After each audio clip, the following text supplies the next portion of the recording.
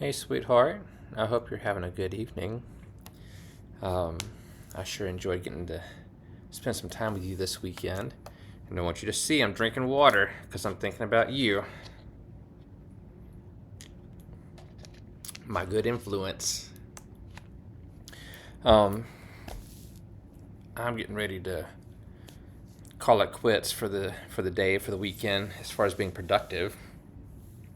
Got the house dusted a minute ago and folded half the clothes in the dryer. I'll get the other half tomorrow. But I thought now we could read some fairy tales. And we'll see. If I remember right, these, or at least a handful of these Disney movies were based off of. Of course, this is the darker, more real version. We'll see. So this first story is called The Fir Tree. Far down in the forest, where the warm sun and the fresh air made a sweet resting place, grew a pretty little fir tree, and yet it was not happy. It wished so much to be tall like its companions, the pines and firs which grew around it. Boy, this tree sounds like people, right? Doesn't matter what you got going, what's great about you, how pretty you are. We look around and we compare ourselves to everybody else. And the thing is, we're never going to be as good as someone else at being that person. So they're always going to win no matter what we compare. But if they compare themselves to us, they're not going to be as good at being us as we are, so they're always going to lose. So we all do that to ourselves. Stupid. Anyway, you didn't ask for my opinions. We're reading a fairy tale. I'll get back to it. The sun shone, and the soft air fluttered its leaves, and the little peasant children passed by, prattling merrily, but the fir tree heeded them not. Sometimes the children would bring a large basket of raspberries or strawberries, wreathed on a straw, and seat themselves near the fir tree and say, "Is it not a pretty little tree?" which made it feel more unhappy than before. And yet, all this while, the tree grew a notch or joint taller every year, for by the number of joints in the stem of a fir tree can we discover its age. Still, as it grew, it complained, "Oh, how I wish I were as tall as the other trees. Then I would spread out my branches on every side, and my top would overlook the wide world. I should have the birds building their nest on my boughs, and when the wind blew, I should bow with bow. Where did it go? I should bow with stately dignity like my tall companions." The tree was so discontented that it took no pleasure in the warm sunshine, the birds, or the rosy clouds that floated over it morning and evening. Sometimes, in winter, when the snow lay white and glittering on the ground, a hare would come springing along and jump right over the little tree. And then how mortified it would feel. 2 winters passed, and when the third arrived, the tree had grown so tall that the hare was obliged to run round it. Yet it remained unsatisfied, and would exclaim, "Oh, if I could but keep on growing tall and old! There is nothing else worth caring for in the world." In the autumn, as usual, the woodcutters came and cut down several of the tallest trees, and the young fir tree, which was now grown to its full height, shuddered as the noble trees fell to the earth with a crash. After the branches were lopped off, the trunks looked so slender and bare that they could scarcely be recognized. Then they were placed upon wagons and drawn by horses out of the forest. Where were they going? What would become of them? The young fir tree wished very much to know. So in the spring, when the swallows and the storks came, it asked, "Do you know where those trees were taken? Did you meet them?" The swallows knew nothing, but the stork, after a little reflection, nodded his head and said, "Yes, I think I do. I met several new ships when I flew from Egypt, and they had fine masts that smelt like fir. I think these must have been the trees. I assure you they were very stately, very stately." "Oh, how I wish I were tall enough to go on the sea," said the fir tree. "What is the sea, and what does it look like?" "It would take too much time to explain," said the stork, flying quickly away. "Rejoice in thy youth," said the sunbeam. "Rejoice in thy fresh growth and the young life that is in thee." And the wind kissed the tree, and the dew watered it with tears, but the fir tree regarded them not. Christmas time drew near, and many young trees were cut down, some even smaller and younger than the fir tree, who enjoyed neither rest nor peace, with longing to leave its forest home. These young trees, which were chosen for their beauty, kept their branches, and were also laid on wagons and drawn by horses out of the forest. "Where are they going?" asked the fir tree. "They are not taller than I am. Indeed, one is much less. And why are the branches not cut off? Where are they going?" We know," sang the sparrows. "We have looked in at the windows of the houses in town, and we know what is done with them. They are dressed up in most splendid manner. We have seen them standing in the middle of a warm room, and adorned with all sorts of beautiful things, honey cakes, gilded apples, playthings, and many hundreds of wax tapers."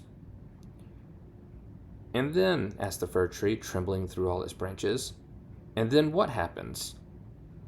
"We did not see any more," said the sparrows, "but this was enough for us. I wonder whether anything so brilliant will ever happen to me," thought the fir tree. "It would be much better than crossing the sea.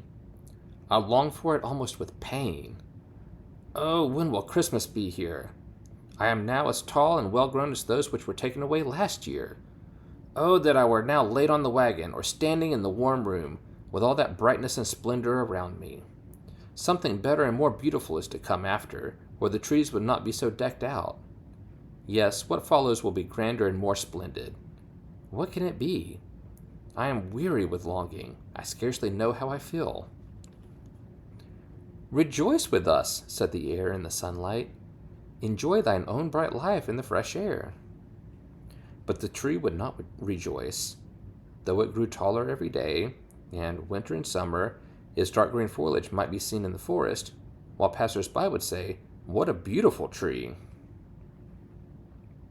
A short time before Christmas, the discontented fir tree was the first to fall. As the axe cut through the stem and divided the pith, the tree fell with a groan to the earth, conscious of pain and faintness, and forgetting all its anticipations of happiness, in sorrow at leaving its home in the forest. It knew that it should never again see its dear old companions, the trees, nor the little bushes and many-colored flowers that had grown by its side, perhaps not even the birds. Neither was the journey at all pleasant. The tree first recovered itself while being unpacked in the courtyard of a house with several other trees, and it heard a man say, "We only want one, and this is the prettiest."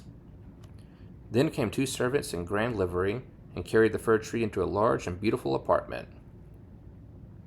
On the walls hung pictures, and near the great stove stood great china vases with lions on the lids. There were rocking chairs, silken sofas, large tables covered with pictures, books, and playthings worth a great deal of money. At least the children said so. Then the fir tree was placed in a large tub full of sand, but green baize, B-A-I-Z-E, but green baize hung all around it so that no one could see it was a tub, and it stood on a very handsome carpet. How the fir tree trembled! What was going to happen to him now? Some young ladies came, and the servants helped them to adorn the tree. On one branch they hung little bags cut out of colored paper, and each bag was filled with sweetmeats. From other branches hung gilded apples and walnuts, as if they had grown there. And above, and all around, were hundreds of red, blue, and white tapers, which were fastened on the branches. Dolls, exactly like real babies, were placed under the green leaves. The tree had never seen such things before, and at the very top was fastened a glittering star made of tinsel. Oh, it was very beautiful. "This evening," they all exclaimed, "how bright it will be! Oh, that the evening were come," thought the tree, "and the tapers lighted. Then I shall know what else is going to happen. Will the trees of the forest come to see me? I wonder if the sparrows will peep in at the windows as they fly. Shall I grow faster here, and keep all these ornaments summer and winter?" But guessing was of very little use. It made his bark ache, and this pain is as bad for a slender fir tree as a headache is for us." At last the tapers were lighted, and then what a glistening blaze of light the tree presented! It trembled so with joy in all its branches that one of the candles fell among the green leaves and burnt some of them. "Help! Help!" exclaimed the young ladies, but there was no danger, for they quickly extinguished the fire. After this, the tree tried not to tremble at all, though the fire frightened him. He was so anxious not to hurt any of the beautiful ornaments, even while their brilliancy dazzled him. And now the folding doors were thrown open, and a troop of children rushed in as if they intended to upset the tree. They were followed more silently by their elders. For a moment the little ones stood silent with astonishment, and then they shouted for joy till the room rang, and they danced merrily round the tree, while one present after another was taken from it. "What are they doing? What will happen next?" thought the fir. At last the candles burnt down to the branches and were put out. Then the children received permission to plunder the tree. Oh, how they rushed upon it till the branches cracked, and had it not been fastened with a glistening star to the ceiling, it must have been thrown down. The children then danced about with their pretty toys, and no one noticed the tree, except the children's maid, who came and peeped among the branches to see if an apple or fig had been forgotten. "A story! A story!" cried the children, pulling a little fat man towards the tree. "Now we shall be in the green shade," said the man, as he seated himself under it, "and the tree will have the pleasure of hearing also. But I shall only relate one story. What shall it be? Ivy or Humpty Dumpty, who fell down the stairs, but soon got up and at last married a princess?" Ivy. I don't know how that's pronounced. Ivy. I'll show you. I don't know what that is. I haven't heard of that one. "Ivy, cried some. "Humpty Dumpty," cried others, and there was a fine shouting and crying out. But the fir tree remained quite still, and thought to himself, "Shall I have anything to do with all this?" But he had already amused them as much as they wished. Then the old man told them the story of Humpty Dumpty, how he fell downstairs and was raised up again, and married a princess. And the children clapped their hands and cried, "Tell another! Tell another!" for they wanted to hear the story of Ivy. But they only had Humpty Dumpty. After this, the fir tree became quite silent and thoughtful. Never had the birds in the forest told such tales as Humpty Dumpty, who fell downstairs and yet married a princess. I guess you don't have to be smooth, do you? Ah, yes, so it happens in the world, thought the fir tree.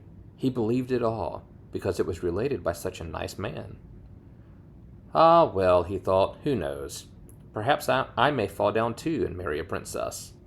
And he looked forward joyfully to the next evening, expecting to be again decked out with lights and playthings, gold and fruit. Tomorrow I will not tremble, thought he. I will enjoy all my splendor, and I shall hear the story of Humpty Dumpty again, and perhaps Ivy. And the tree remained quiet and thoughtful all night. In the morning, the servants and the housemaid came in. Now, thought the fir tree, all my splendor is going to begin again. But they dragged him out of the room and up the stairs to the garret, and threw him on the floor in a dark corner where no daylight shone, and there they left him. What does this mean, thought the tree. What am I to do here? I can hear nothing in a place like this. And he had time enough to think, for days and nights passed and no one came near him. And when at last somebody did come, it was only to put away large boxes in a corner. So the tree was completely hidden from sight as if it never existed. It is winter now, thought the tree. The ground is hard and covered with snow, so that people cannot plant me. I shall be sheltered here, I dare say, until spring comes. How thoughtful and kind everybody is to me. Still, I wish this place were not so dark, as well as lonely, with not even a little hare to look at. How pleasant it was out in the forest while the snow lay on the ground, when the hare would run by, yes, and jump over me too, although I did not like it then. Oh, it is terrible lonely here. Squeak, squeak, said a little mouse, creeping cautiously toward the tree. Then came another, and they both sniffed at the fir tree and crept between the branches. Oh, it is very cold, said the little mouse, or else we should be so comfortable here, shouldn't we, you old fir tree? I am not old, said the fir tree. There are many who are older than I am. Where do you come from, and what do you know? Asked the mice, who were full of curiosity. Have you seen the most beautiful places in the world? And can you tell us all about them? And have you been in the storeroom, where cheeses lie on the shelf and hams hang from the ceiling? One can run about on tallow candles there and go in thin and come out fat. I know nothing of that place, said the fir tree, but I know the wood where the sun shines and the birds sing. And then the tree told the little mice all about its youth. They had never heard such an account in their lives, and after they had listened to it attentively, they said, What a number of things you have seen! You must have been very happy. Happy! Exclaimed the fir tree. And then as he reflected upon what he had been telling them, he said, Ah, yes, after all, those were happy days. But when he went on and related all about Christmas Eve, and how he had been dressed up with cakes and lights, the mice said, How happy you must have been, you old fir tree. I am not old at all, replied the tree. I only came from the forest this winter, and am now checked in my growth. What splendid stories you can relate, said the little mice. And the next night 4 other mice came with him to hear what the tree had to tell. The more he talked, the more he remembered. And then he thought to himself, Those were happy days, but they may come again. Humpty Dumpty fell downstairs, and yet he married the princess. Perhaps I may marry a princess too. And the fir tree thought of the pretty little birch tree that grew in the forest, which was to him a real beautiful princess. Who is Humpty Dumpty? Asked the little mice. And then the tree related the whole story. He could remember every single word, and the little mice were so delighted with it that they were ready to jump to the top of the tree. The next night a great many more mice made their appearance, and on Sunday 2 rats came with them. But they said it was not a pretty story at all, and the little mice were very sorry, for it made them also think less of it. Do you only know one story? Asked the rats. Only one, replied the fir tree. I heard it on the happiest evening of my life, but I did not know I was so happy at the time. We think it is a very miserable story, said the rats. Don't you know any stories about bacon or tallow in the storeroom? No, replied the tree. Many thanks to you then, replied the rats, and they marched off. The little mice also kept away after this, and the tree sighed and said, It was very pleasant when the merry little mice sat round me and listened while I talked. Now that is all past too. However, I shall consider myself happy when someone comes to take me out of this place. But would this ever happen? Yes, one morning people came to clear out the garret, and boxes were packed away, and the tree was pulled out of the corner and thrown roughly on the garret floor. Then the servant dragged it out upon the staircase where the daylight shone. Now life is beginning again, said the tree, rejoicing in the sunshine and the fresh air. Then it was carried downstairs and taken into the courtyard so quickly that it forgot to think of itself and could only look about. There was so much to be seen. The court was close to a garden where everything looked blooming. Fresh and fragrant roses hung over the little palings. The linden trees were in blossom, while the swallows flew here and there, crying, Twit, twit, twit, my mate is coming. But it was not the fir tree they meant. Now I shall live, cried the tree, joyfully spreading out its branches. But alas, they were all withered and yellow, and it lay in a corner amongst weeds and nettles. The star of gold paper still stuck in the top of the tree and glittered in the sunshine. In the same courtyard, 2 of the merry children were playing who had danced round the tree at Christmas and had been so happy. The youngest saw the gilded star and ran and pulled it off the tree. Look what is sticking to this ugly old fir tree, said the child, treading on the branches till they crackled under his boots. And the tree saw all the fresh bright flowers in the garden, and then looked at itself, and wished it had remained in the dark corner of the garret. It thought of its fresh youth in the forest, of the merry Christmas evening, and of the little mice who had listened to the story of Humpty Dumpty. Past, past, said the old tree. Oh, had I but enjoyed myself while I could have done so, but now it is too late. Then a lad came and chopped the tree into small pieces, till a large bundle lay in a heap on the ground. The pieces were placed in a fire under the copper, and they quickly blazed up brightly, while the tree sighed so deeply that each sigh was like a pistol shot. Then the children, who were at a play, came and seated themselves in front of the fire, and looked at it and cried, "Pop! Pop!" But at each pop, which was a deep sigh, the tree was thinking of a summer day in the forest, and of Christmas evening, and of Humpty Dumpty, the only story it had ever heard or knew how to relate, till at last it was consumed. The boys still played in the garden, and the youngest wore the golden star on his breast, which was with which the tree had been adorned during the happiest evening of his existence. Now all was past. The tree's life was past, and the story also, for all stories must come to an end at last. Boy, that ended on a cheery note, didn't it? Okay, well, that'll do it for now. I had a great time getting to spend time with you this weekend. I can't wait to see you again, and I sure do love you.